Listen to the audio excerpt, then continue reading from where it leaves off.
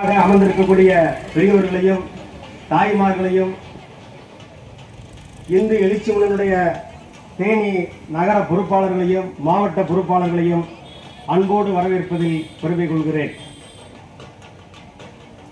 இந்த இந்து எழுச்சி முன்னணி என்ற ஒரு ஆன்மீக இயக்கம்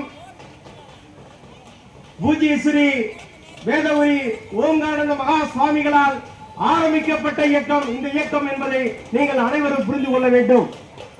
இது ஒரு சாதாரண மனிதனால் ஆரம்பிக்கப்பட்ட இயக்கம் அல்ல.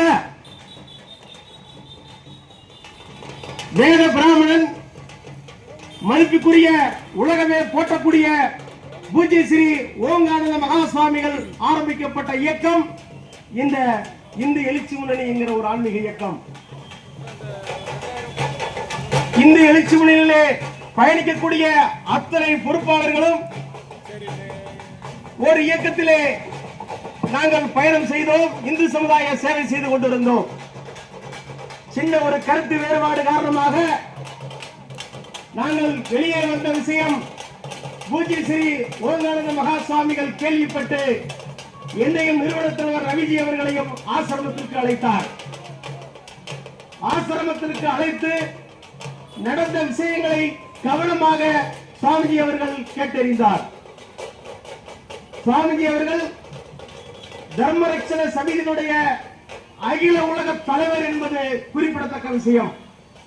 சங்கத்தில் இருந்தாலும் கூட கால சூழலை கருதி தேனி மாவட்டத்தினுடைய நலன் கருதி இந்து எழுச்சி முன்னணி என்று ஒரு பெயர் வைக்கிறேன்.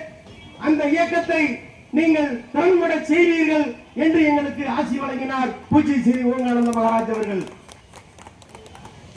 அந்த ஆசி உரையின் காரணமாக இந்த இயக்கமானது ஆரம்பித்து 10 ஆண்டுகளாகிறது.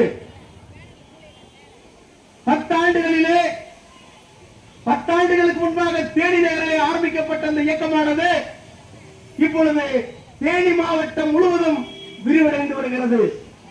குறிப்பாக சின்னமூரிலே 200க்கும் மேற்பட்ட விநாயகர் திருமணிகளை இந்து எழுச்சி முன்னணி பொறுப்பாளர்கள் திறன்பட செய்து வருகிறார்கள்.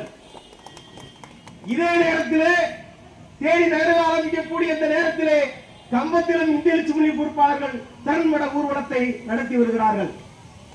சுவாமிஜியுடைய அருளினால் தேனி மாவட்டம் முழுவதும் இந்து எழுச்சி முன்னணி கிளை பரவும், தலை தோகும் சுவாமிஜியுடைய அருளால் என்று கூறி விடைபெறுகிறேன். நன்றி, வணக்கம்.